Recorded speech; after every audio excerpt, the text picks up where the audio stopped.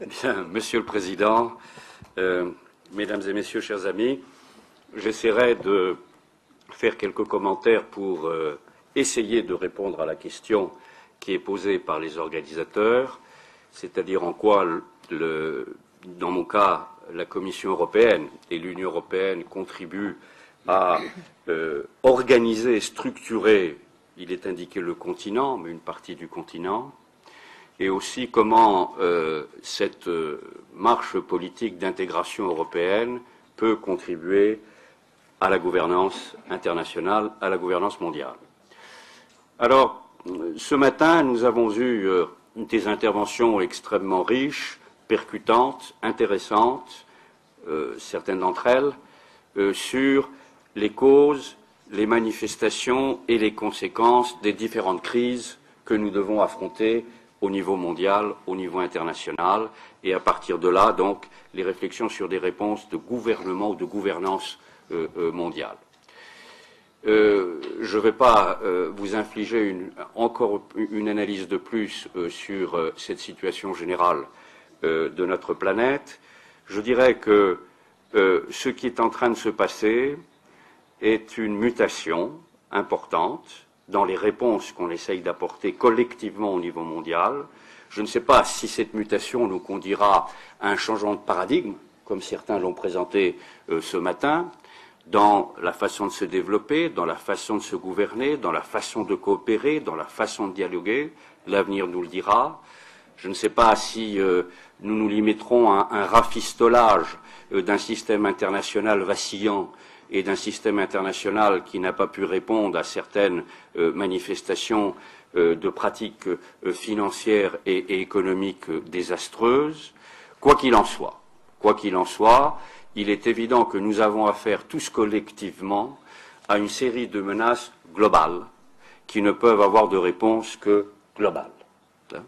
Menace de la crise financière, menace de la crise économique, menace de la crise sociale, grand danger sur le plan de la situation de l'environnement dans notre planète, danger de la prolifération des armes nucléaires et du contrôle des armes à destruction massive, danger de l'émergence d'un certain nombre de non-states, danger évidemment aussi de la prolifération et du développement des organisations criminelles et terroristes.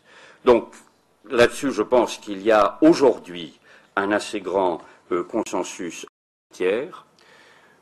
Autre consensus, c'est à ces menaces globales et la nécessité d'une réponse globale, le fait que plus aucune force hégémonique ne peut assurer aujourd'hui le leadership des réponses politiques, économiques, à ces différentes manifestations de difficultés que nous avons. Il était intéressant d'écouter le représentant chinois ce matin, qui ne souhaitait pas un G2, qui s'inscrivait dans une stratégie de multipolarité. J'étais la semaine dernière au sommet Union européenne-Chine à Prague et le Premier ministre chinois disait avec force qu'il était partisan en tant que Chinois d'un approfondissement de l'intégration européenne comme Europe, pôle aussi de ce monde multipolaire pour participer à la solution d'un certain nombre de ces difficultés.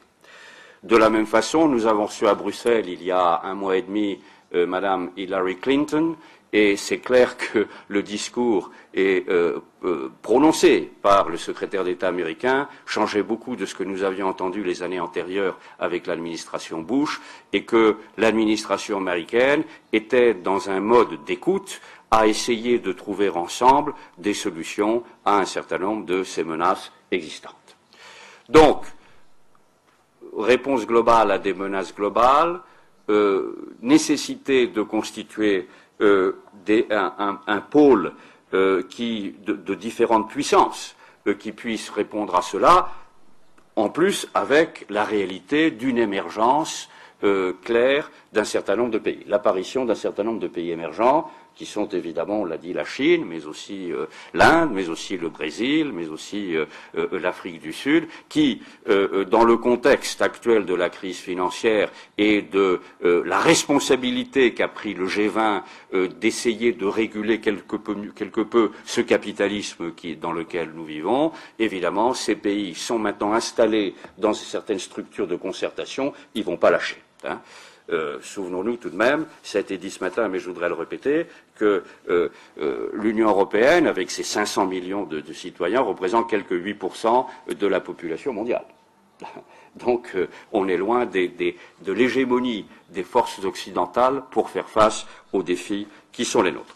Alors ce que je voudrais vous dire en quelques mots, c'est pourquoi nous pensons que l'Europe, l'Union européenne, peut être un facteur, peut-être un acteur qui peut contribuer à façonnement de ce nouvel ordre mondial. Hein. Je vois trois raisons essentielles, hein, des justifications et des raisons pour lesquelles l'Europe peut être un acteur dans ce monde multipolaire pour façonner ce nouvel ordre mondial. D'abord parce que l'Union européenne, en tant que telle, est devenue un acteur global sur le plan international. 60 ans de processus d'intégration européenne ont fait que l'Union européenne est aujourd'hui un acteur incontournable, reconnu, je le disais un instant, par la Chine et par beaucoup d'autres. Nous sommes la première puissance commerciale du monde. Donc, et nous savons l'importance que le commerce peut avoir dans les éléments de gouvernance mondiale. Notre ami Pascal Lamy était d'une clarté, comme d'habitude, limpide, quand il parle sur le rôle du commerce dans la gouvernance mondiale et dans un ordre international un peu différent. Donc, comme première puissance commerciale qui négocie en tant qu'Union européenne à la place de tous les États membres, il est évident que nous avons des responsabilités et nous avons un certain rôle à jouer. Je dirais aussi que l'euro, malgré toutes ses difficultés, constitue aujourd'hui la deuxième monnaie de réserve internationale et nous donne aussi un certain nombre de responsabilités sur le plan monétaire. Tel que l'euro est utilisé par toute une série de pays aujourd'hui, font que il est aujourd'hui incontournable avec le dollar et donc il nous met dans un cadre de responsabilité et de dialogue indispensable. Je dirais aussi que acteur mondial dans le fait que nous avons une tradition en tant qu'Union européenne de contribuer à l'aide au développement. Alors, je sais qu'on pourrait avoir un débat en tant que tel sur l'aide publique au développement dans le monde, ses limitations, ses échecs, ses difficultés, mais n'empêche que l'Union européenne assure plus de 50% de toute l'aide publique mondiale qui est donnée. C'est non seulement un signe que nous donnons à l'extérieur de ce que nous sommes intéressés par le développement du monde et des plus défavorisés, mais c'est aussi un acte concret de solidarité qui est fait par nos citoyens qui acceptent qu'une partie de leurs impôts soit aussi dédiée à une certaine solidarité internationale. L'Union européenne en tant qu'acteur mondial se reconnaît aussi par la défense de certaines valeurs et principes. Carlos Alberto Alba était clair là-dessus. Je crois que nous avons la même approche que le Mercosur, c'est-à-dire la défense de l'état de droit, la défense de la démocratie, la défense des droits de l'homme. Ça nous cause des difficultés avec quelques partenaires comme la Chine, comme vous savez.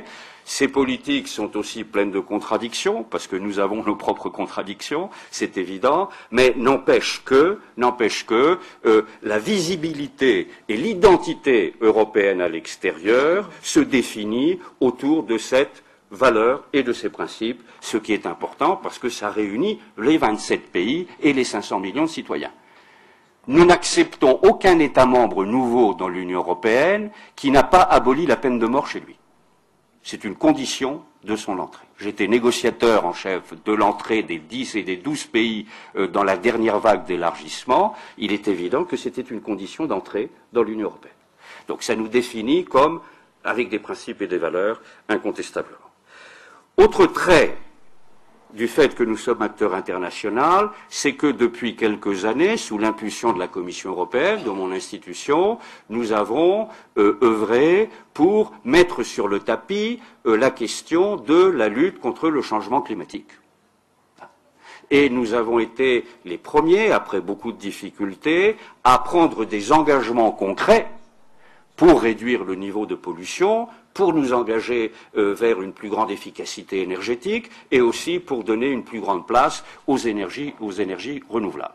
Et nous avons été le moteur au niveau mondial d'une persuasion que ce domaine était absolument indispensable et après Kyoto, nous allons vers Copenhague avec une certaine force. Là aussi, nous nous réjouissons que la position du président Obama n'est pas la même que celle de l'administration Bush, et qu'il y a une prise de conscience aux États-Unis aussi maintenant d'aller dans ce sens, tant mieux, et nous nous réjouissons que maintenant ce dialogue du changement climatique est tout à fait haut dans l'agenda de nos discussions. Lors de notre réunion avec les Chinois la semaine dernière, lors de notre sommet, le changement climatique faisait partie des trois thèmes dans l'agenda qui étaient à l'ordre du jour parmi les plus importants. Donc là aussi, je crois que nous avons un rôle et comme acteurs vis-à-vis d'un certain nombre d'objectifs. Je dirais aussi sur cette notion d'acteur global, le fait que sous la présidence française dynamique, ça a été dit ce matin, il y a eu une poussée de l'Union européenne en tant que telle pour convoquer la première réunion du G20 à New York.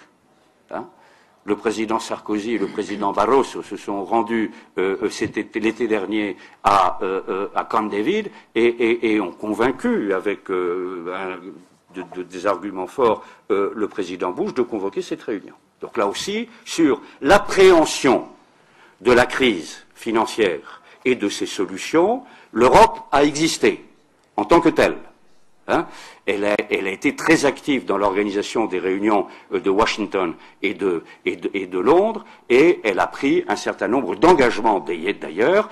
Hier, pas plus tard qu'hier, à Bruxelles, la Commission européenne a pris une décision proposant à ses États membres de mettre en place des mécanismes de supervision des mécanismes financiers et de contrôle de l'activité financière pour le futur. Donc, vous voyez que, grâce à 60 ans d'efforts, avec beaucoup de difficultés, avec beaucoup d'imperfections, avec beaucoup de contradictions, nous sommes aujourd'hui un acteur global incontournable.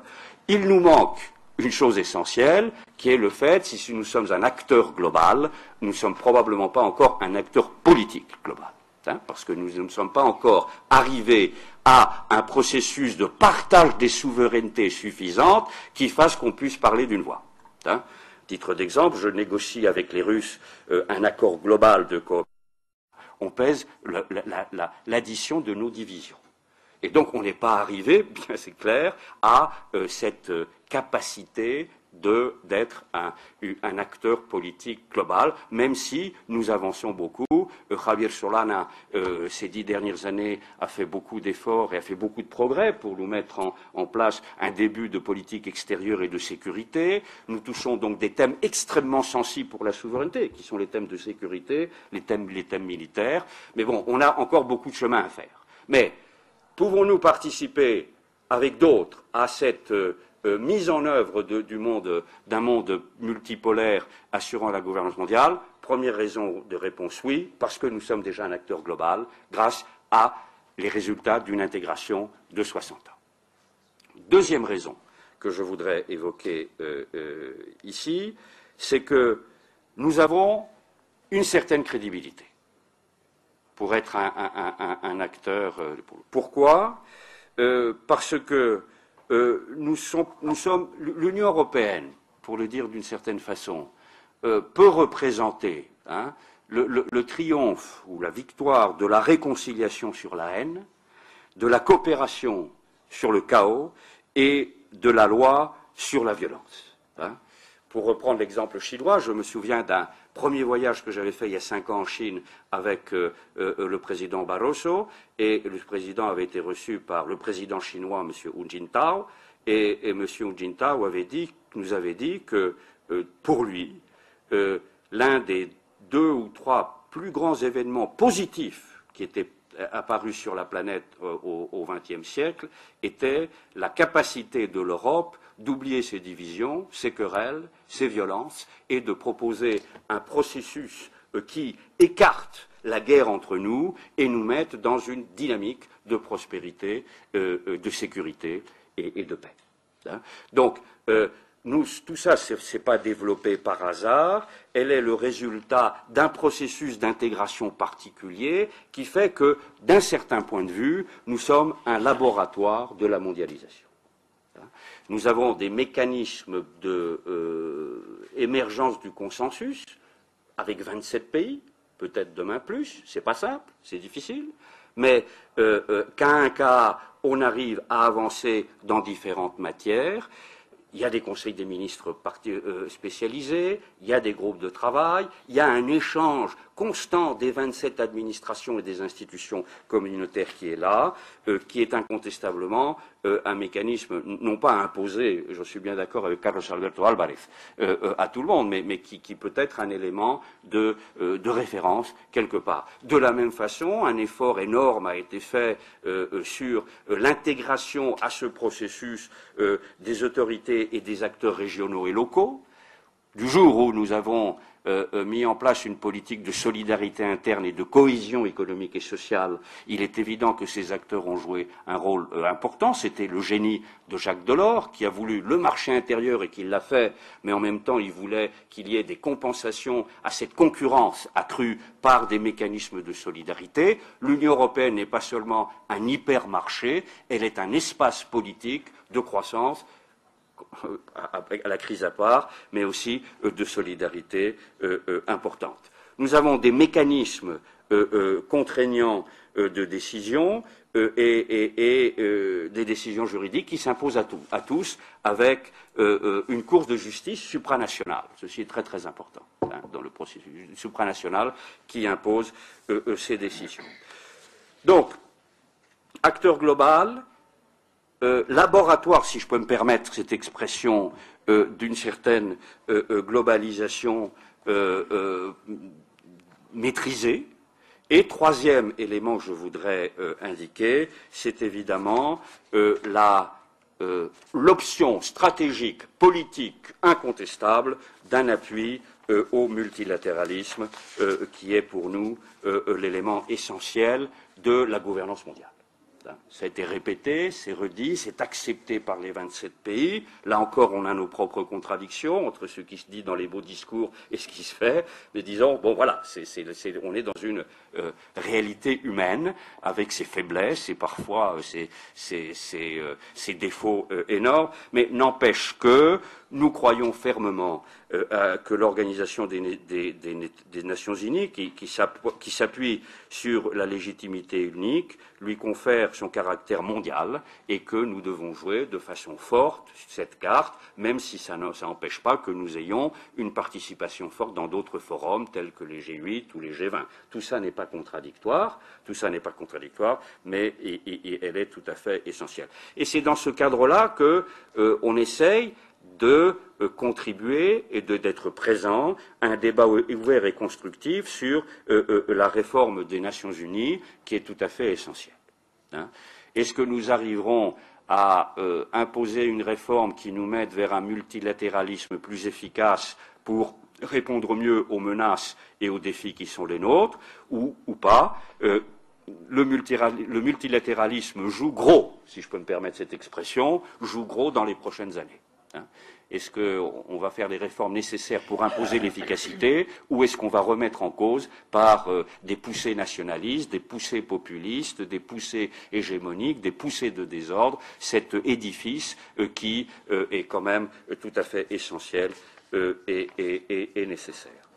Donc voilà les 3 raisons pour lesquelles je crois, Monsieur le Président, nous pensons que l'Europe peut jouer un rôle.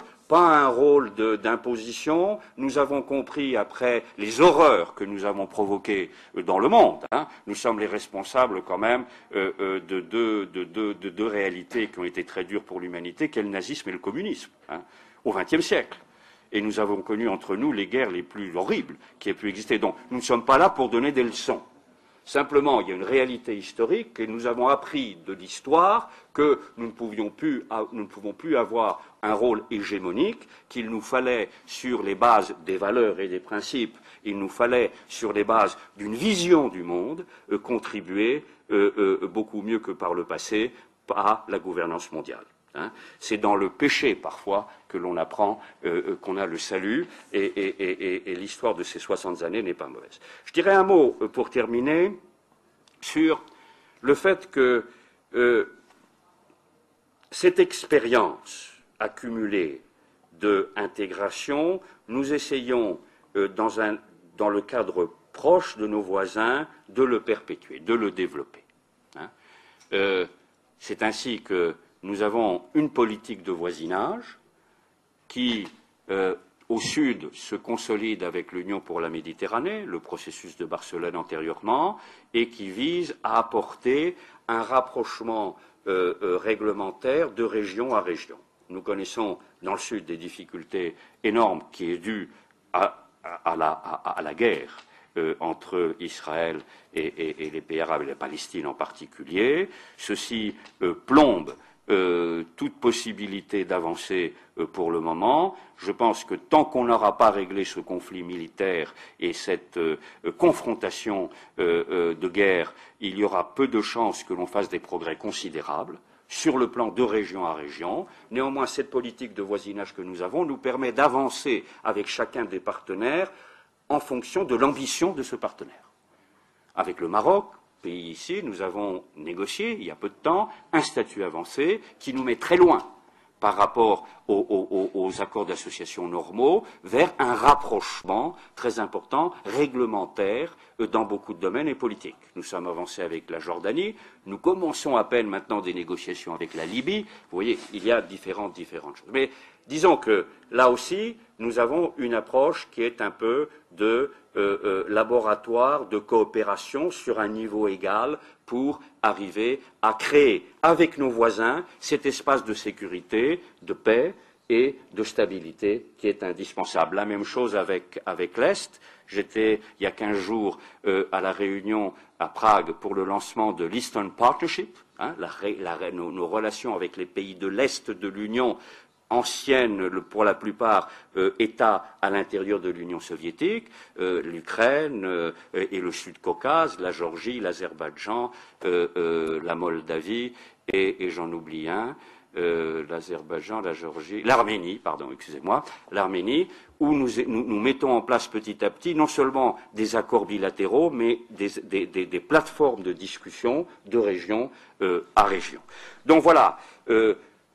Au-delà, nous appuyons et nous aidons modestement les expériences d'intégration régionale qui sont indispensables pour consolider ce monde multipolaire. Carlos Alberto Álvarez a parlé du Mercosur. Nous avons des contacts, nous avons des relations très fortes. Nous poussons à l'intégration en Amérique centrale où nous essayons d'imposer un accord de la région avec l'Union européenne dans un accord d'association. Nous avons moins de succès avec les pays andins, mais nous sommes en train de coopérer d'une façon remarquable avec l'ASEAN, en Asie, qui est aussi une organisation internationale, et avec l'organisation africaine, évidemment, de l'Union africaine, avec lesquelles nous avons des relations extrêmement denses et extrêmement étroites. Voilà, mes chers amis, quelle peut être la perspective de l'Union européenne. En conclusion, Monsieur le Président, je dirais que un fameux poète classique irakien du Xe siècle, Al-Mutanabbi, disait que c'est au milieu de la boue que l'on trouve l'or. Eh bien, on est dans la boue, on l'a vu ce matin, on est dans difficultés réelles, mais je crois que nous sommes engagés pour essayer de consolider ce fragile système international sur des bases de valeurs et de principes qui ont été énoncés. et de proposer, de contribuer de proposer un projet politique mondial qui soit fédérateur. Nous y serons présents et nous essaierons d'être dans l'écoute, mais aussi dans l'affirmation d'un certain nombre de valeurs, de principes et d'expériences qui sont, je crois, bénéfiques pour cette gouvernance mondiale. Merci, Monsieur le Président.